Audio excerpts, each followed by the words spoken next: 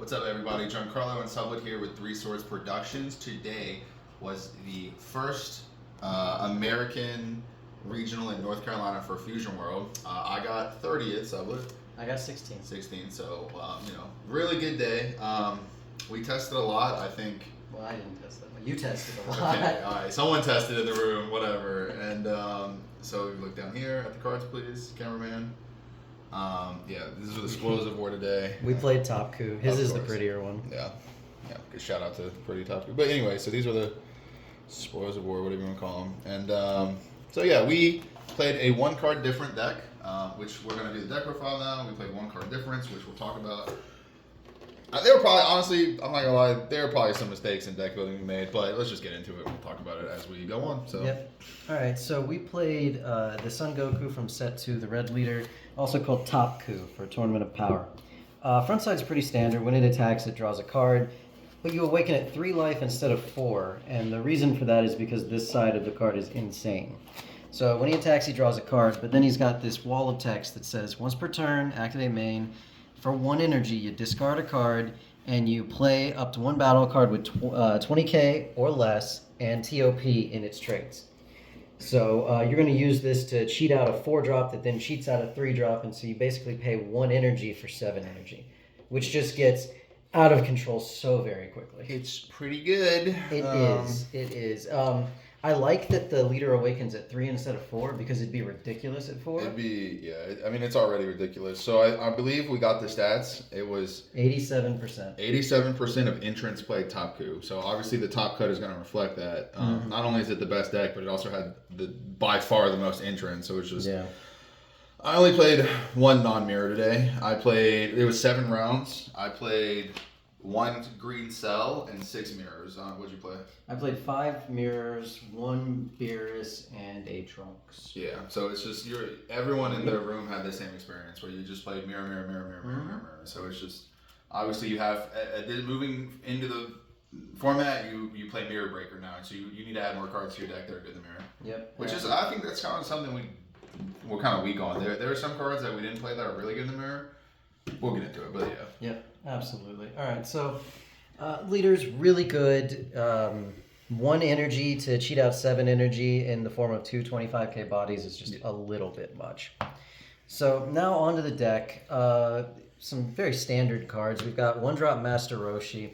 This is the one that activate main once per turn. You add a card from your life to your hand, and you reduce the cost of your next red extra card by 1 red. Fun ruling with this card is that he will only reduce the little pip. So if it's 2 and only one of them's a red pip, you still have to pay 1 even if you use 2 Roshi effects. Yep. This is a very important card. If your opponent cannot clear this on the first turn, you're going to get out of control very quickly. Was there ever a time that you just had this card chill on the board?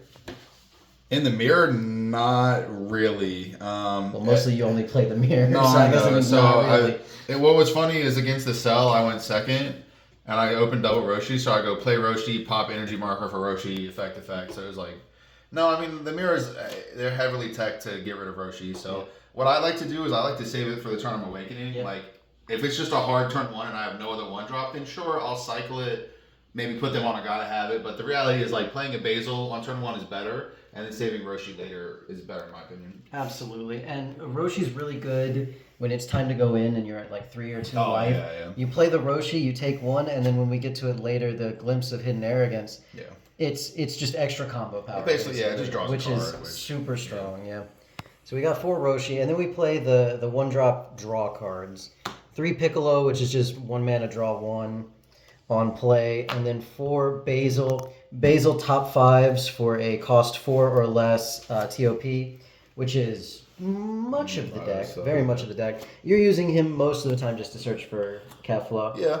I mean, there's obviously, it's just whatever. If you have options, you have options. You know? Sure, but it's Kefla. I mean, but how many times did you grab Glimpse with Basil? You know what I'm saying? It's just... Once, actually. Yeah, so... I did grab Glimpse once. It was pretty good, huh? It was. So Piccolo underperformed, probably going to get cut, honestly. We play 52, and I'd like that to go down to 50. Yeah, Piccolo was fine for me all day. I don't have any complaints. He just draws a card. It's good enough. Yeah. He's good when you're attacking the 25k leaders, so like Zamasu. I didn't play any Zamasu today, but in testing, you just draw a card, swing lead combo because you need to reach up to 25k sometimes. Yeah. And 17 helps with that too. Yeah. And then we play 3 Whis. It's activate main once per turn. Choose up to one of your opponent's battle cards. Give it -5. This is an answer to Roshi. When you want to go second in the mirror match, at least that's the way it felt all day. And if they open with Roshi on turn 1, you only have a couple options to remove it. It's Whis or hit, typically using your energy marker. So it's a lot better to have the Whis. Whis being a 10k makes it a little bit hard to remove without paying basically 3 energy or having multiple copies of it.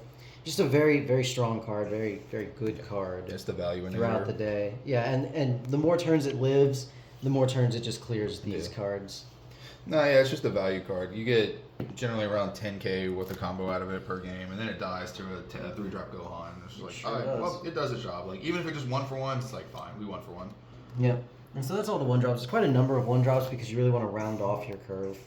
Yeah, the deck's very low to the ground. Like we don't often charge to 5 unless we're specifically playing our 5-drop. And then there's like or double cap. There are turns where you charge to 5. I played a lot of games on 4, and I won a lot of games on 4. But yeah. All right, then we have Khalifa. Khalifa is new, and she reads kind of crazy. So she's a 2-cost 20k crit with 5k combo power. And when you play her, you can add up to 1 card from your life to your hand.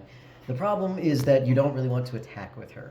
You want to get to 3 life so that you can awaken and start doing shenanigans. And so if you attack with this, yeah, you get a crit damage on your opponent, but now they're going to move their attacks to the Khalifa, which really just kind of slows your game plan up. So she ends up just sitting on the board doing very little until you're going. Yeah, she cycles. She dies to 3-drop Goku a lot. She sure does. Whatever. She's fine.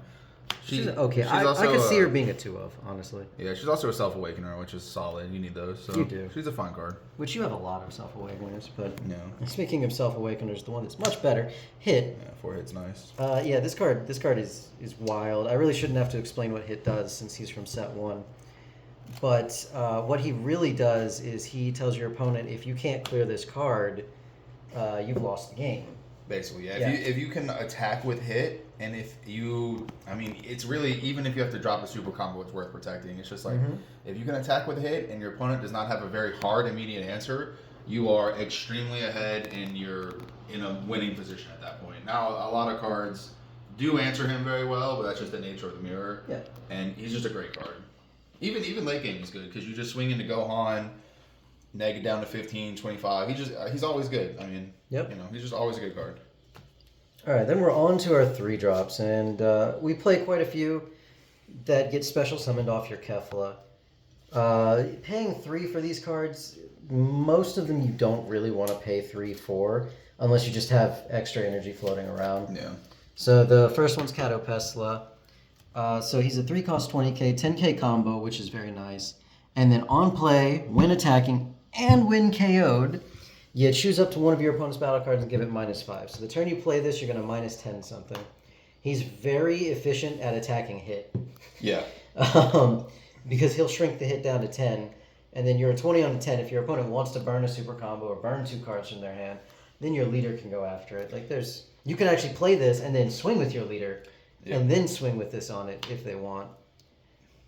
He's just a really good static. Play a card, do something. Chump clearer. Yeah. Be really good against yellow if they existed. Really good. If yellow existed, he'd be broken against yellow. He's great against blue too, because blue plays a bunch of 1-drops. Like I didn't play any blue today, but it was like, in testing, blue goes, Trunks, Pan, Pilaf, Zamasu, and you're like, all right, this Catapesla is now generating multiple cards with the value. And then in the mirror match, if you do play him off Kefla, he does help you attack things because he negs 2 things 5k. So he's good at board. He's good at going after the board. Yeah, board control card. Yep. Then we have 3 of the Kefla 3-drop. This card's awful in most cases. I either charge it or combo with it, but it's really good for the turn that you're going in because it draws a card and your Kefla that plays it draws a card. Paying 3 for this just feels bad in pretty much every scenario. You're losing if you're going to do that. Yeah. If you're in a losing position when you do that. But I still wouldn't cut her to less than 3 because she is a 10k. Yeah, that's the thing about Catapesla too. At the end of the day, like you're not playing these every single game. Like you're playing Kefla and Gohan every single game. You're not playing these every game, but they're 10ks, which makes up for it. And then This is also very good against green and blue. Again, they're not popular decks, so that doesn't really factor into your decision in deck building at this point, I don't think. But 87% of the room. yeah, it's just, I don't know. I thought more people would play other decks. I don't know why. I was like, I've never seen a tournament that had 87% on one deck. I've just never seen that. So I guess I just missed that. I figured it would be the most popular deck in the room, but 87% was crazy. Yep. Then we get to the 3-drop that you will pay 3 for, which is this Gohan. This Gohan performs so well, so very well. So he's permanent on your turn. If your leader's awakened, he gains 5, so he's a 25. And then when he attacks, you add up to 1 card from your life to your hand and give one of your opponent's battle cards minus 15k. We call that Drake. We call that Drake? Adolescence. Oh. Yeah. No, this is like, I mean, it's, I would say this is probably the best card in the deck. Obviously, Kefla's. I think Kefla's the best card in the deck. This is number 2. For sure. This card's if you don't draw this card, you can't win the mirror. It's true. This is really good at clearing the Android 17. You can draw Kefla's and not like you can like this card without this you can't win the mirror. You can win the mirror without Kefla. Not really, that's a joke, but no, you need Kefla in all scenarios. But this is just like nuts. He's also a good response to their hit. Yeah, no, he's a good response to everything. They'd be like, play anything. You're like, damn, this Gohan's about to go crazy. He just kills it for free, and then you combine this with the other 3-drop Gohan, and it's just like you clear 25Ks literally for free without attacking them. It's just like, all right, broken. Yep, and this card, if you ever do go against not the mirror match, is just insane. Like he will get so much value throughout the game because it's hard for them to clear it. Yep. Then the Android 17. Now we played 4. This is a mistake. This should be at 3. Absolutely. I could even see an argument for 2. So the Android 17 is a pretty crazy card. The Android 17 is a pretty crazy card. It's got a permanent that if your leader is a U7, it gains plus 5k power. Just period. So your leader becomes a 25k on the backside and a 20k on the front side. And then if your leader's awakened, they can't KO this card with your opponent's battle card skills. So there are only a few answers to it that aren't negging it to 0. And it's things like God Kamehameha that you actually can pop it with the extra cards. Card's crazy if you ever have multiples on the board because like 2 of them, now your leader's at 30k, 35k. It's very difficult to push through multiple 17s. That typically will end a game. But these usually die on sight. Yeah, he's just like, it has such high potential, but it just doesn't. Like, I don't know, like, because obviously everyone's prepared for it, so it's just like, I had one game where I played 2 and my opponent couldn't answer it, and they lost, and it's like, okay, well, yeah, they just didn't draw their. It's not they're playing the answers to it, they just didn't draw it, so it's just, yeah, I think 3's fine. We're not playing any of the 3-drop Goku from set 1. I think that was our biggest mistake. Their card's nuts. Yep, but now we have alt art versions. Yeah, now we have alt, so of that Goku. Now we can play it because we have the best version. Heck yeah.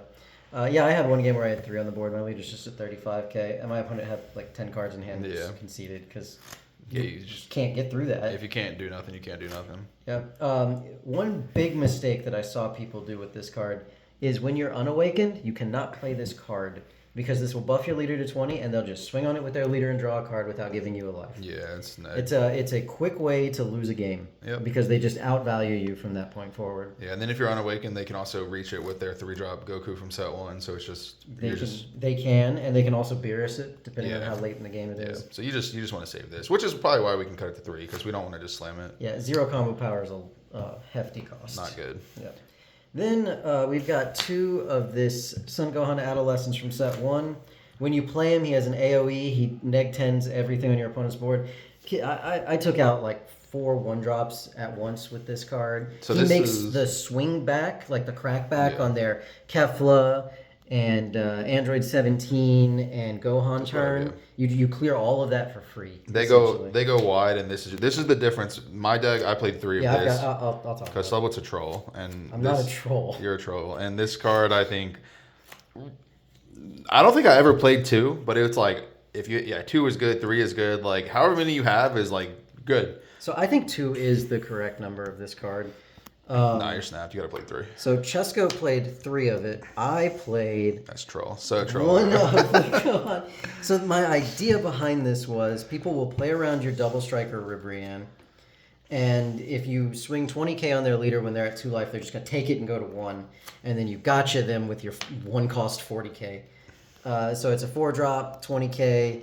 And on your turn, if your leader's awakened, it gains 20k, so it's a 40k. It's one cost because your leader can play it for one cost. All right, so the $1 million question is, how many times did you actually play this today? It's going to look great in my binder because that's where it's going after today. This card. Played it goose egg 0 times. I had it once. You had it. Yeah, I didn't need it, but I had it once. Every game we tested, it was so fun because we were in the hotel room testing, and I'm like, Sublett, don't play this card. Every game we played, he's like, charge it, combo with it, discard it with leader. I'm like, brother, you're never playing this guy. It looks good. Look how shiny that is. Yeah, great. It's a really shiny card. But, I wanted to, and so I paid $6 for this. Okay, man. well, okay, so I'm gonna get my $6 worth of energy. All right, you got your $6 worth. Yep.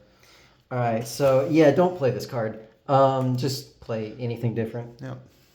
Then we get into the other 4 drops. There's 2 of them. Ribrianne, we'll start here. It's double strike. Double strike, very simple. That's it. You win games with this card. Your opponent it. goes to 2, and then you swing for about 110. Yeah, Typically.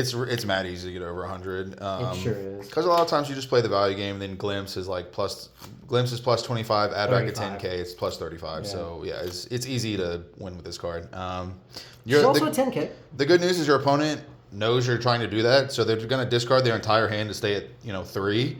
Yeah. Which just means you get to outvalue them. You can always just knock a few cards out of their hand and then pivot to board control, and it's like you just win because you've outvalued your opponent at that point.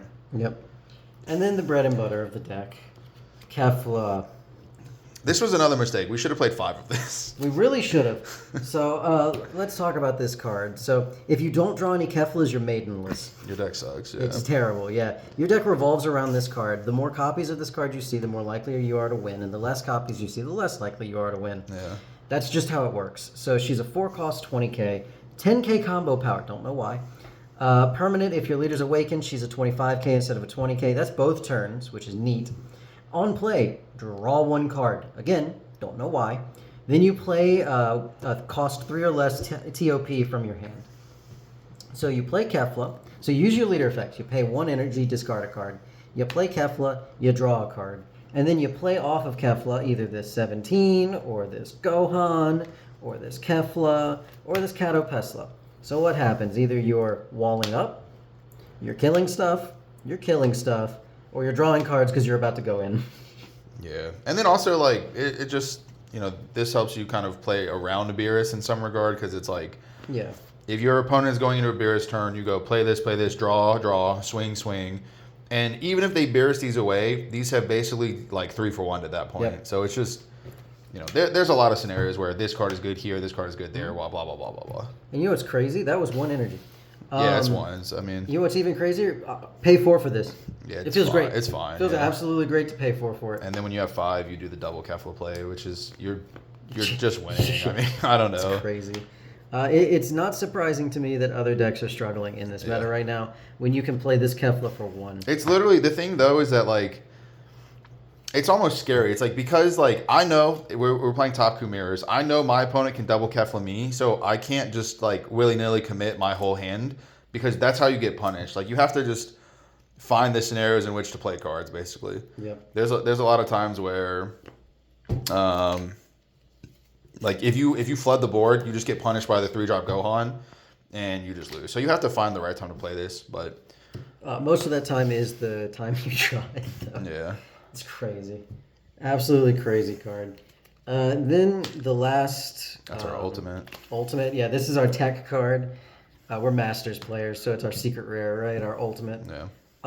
So 1 Beerus. This is set 1 card. It's critical. When you play it, you discard a card, kill everything, 25k or less. So why do we play this card? It's for a couple of reasons. 1, if you ever pair into not the mirror match, this will solo that match. Yeah, the card's nuts. Typically, yellow, solo, blue, solo, green, died a turn before you could play this. So it's a great card. I mean, it's a great card. The problem is it's slow, very clunky. You oftentimes cannot play this if you go first. So when you lose the dice roll, your opponent's always going to choose to go second. I'm not saying never, but I'm just saying very often it's a little too late. And it's just it's also a 0k. So it's do we really want to play 2 of this card? I think it's fine. If you play the 2, you can play the 2, but it's fine. So it's really good at punishing the double Kefla. Yeah. Because it just clears all of them. The only thing it doesn't clear is the Android 17. Yeah, every turn every game I played my Beerus today, I won. which was 2 games. I won 2 games. Just drawing this and playing it, I won the game. Yeah, it's a crazy card. Would not play more copies of it though. Yeah, I mean it's fine. It just sucks when you open it because you're like, man, this is like so far away, and like I have to prioritize my 1-drops. It really sucks opening. It gets discarded a lot with your leader effect. Yeah, too. that happens. It really does. Yeah. But still a very good card. Super combo of choice literally doesn't matter. It doesn't matter. So we went with 4, shiny one. Whatever one you got. Yep, the shiniest one we had, which was 4 Kabas, Universe 6. And then we play 1 God Kamehameha. Because you play Whis, you can actually reach to 35Ks with this. Yeah. Pretty easily, which is nice. You can do it for 2 mana. You can play the Whis, neg it by 5, swing lead, combo Whis, and then if your board's clear, you play this for 1 more. Yep. So you can still 2 mana clear a 35K, which is nice. It's really important for clearing 17 to make sure it doesn't get out of hand. Yeah. We could play a second copy of this card. I'm just worried about making the deck too heavy. But I do see merit in a second copy. Yeah, I see merit in it. The thing is, this is better than Awakening specifically because you can play this when you're unawakened. You can still play Awakening, but Awakening doesn't kill 17 when you're unawakened. So you just have to play God Kami. And then the scenarios in which this cost 1 is just immediately better than a scenario where you pay 2. Yep. And then the last 2 cards in the deck. Glimpse of Hidden Arrogance. I go back and forth between liking and hating this card. So it costs 2 energy. Activate battle, you choose your leader or one of your battle cards, give it plus 25k. Then if you have a battle card that's got 30k or more power, you add back from your drop 1 battle card with a cost of 4 or less. Does not have to be Tournament of Power Arena. Yes. So you can. So very often I'm adding back the 1-drop Roshi because he's a 10k combo. Yeah. And so your game-ending combo typically revolves around Ribrianne, Glimpse, and some other 10k. Just some amount of combo and power. Then the rest of your hand. Yeah. That is typically how you're going to win the game, is going into that when they're at 2 life situation. But it's so funny, too, because a lot of times your opponent will be like, I'm going to play around Ribrianne by going to 1. And then you're like, all right, bet. Glimpse anything. My 1 drop. I mean, I glimpse 1 drops all the time. Yeah. Yeah, I mean, you just, if they drop the 1, I'm just trolling. Yeah. But so what Chesko's talking about? You play a 1-drop, draw a card basically, and then you glimpse. That puts it to 30, and you get the other Kefla back. And then if your leader's awakened, which of course it is, sure. Then you get Kefla back with glimpse, leader effect, play Kefla. So for 4 energy, you go completely hand neutral. You pressure for 30, you get a free Kefla, and you pressure like a shit ton. It's a lot. Yep. And one of the cool things that you can do is, again, like I was saying earlier, say you're at 2 life, you've got some number of energy. So you've got the ability here, if you've got Master Roshi, you pay 1, you play the Master Roshi, use his effect, add another card to your hand, which is more combo power. Then you can use the leader to play the Ribrianne, and then the Glimpse cost 1 now instead of 2. So the Roshi added the combo power from here, and then you combo with the Roshi as well. Yeah, and this gives you, 1 energy. Obviously, however much energy extra, you play more 1-drops. There you go. It is what it is. So it's a lot. I mean, it's a really good deck. There's just so much to talk about. The mirror is like sometimes it's awful. Yeah, it's bad, but it's cool. It's like it's either the most complicated scenarios you can think of, or you just draw way better than your opponent, or they draw it way better than you. Like it just happens when it happens. I mean, every experience. I mean, and it's like, to be honest, it's like not even something you complain about. I lost the game where today my opponent had 3 Keflas and I had none. I won a game today because I drew 4 Keflas. So it's like I can't even complain about it. It's just like sometimes you get got, sometimes you do the getting. Like it is what it's just. This format's kind of interesting. Frustrating. It's a little frustrating. It's a little frustrating. My first round, I saw 0 Keflas. Yeah. And he had 3 of them, and it's yep, that does it. That'll do it. Your whole deck revolves around your ability to draw Kefla, which is not great. Yeah. Your ceiling is very high, but your floor is very mediocre. No, to be fair though, like again, you're never not playing the mirror, but like, your deck can compete with other decks if you don't see Kefla, but in the mirror you have to see it. Yeah. Because like the other decks are just much slower. They're playing their things for the cost that they actually cost, so you can play your things for the cost that they actually cost. Yep. Yeah. And if you're unawakened on turn 4, you just pay 4 for the Kefla. Yeah. There's a lot of times where that'll awaken you. So. It can. Yep. All right. So, that's it. I got 16. Chesko got 30. Big 3-0. So, No top of the good, obviously. The results from the weekend will show that. We gotta do big shout out to the Illuminati, the playtesting group, Three Swords Productions, everyone who helped, test, everyone who, because we were in the hotel room Friday night, everyone's talking about whatever they're doing. So, you got anything else? Shout out to Steven. Shout out to Steven, bro. He was holding the camera and then he went to Then bed. he went to bed. All right, everyone. Thanks for watching. We'll see you in the next video.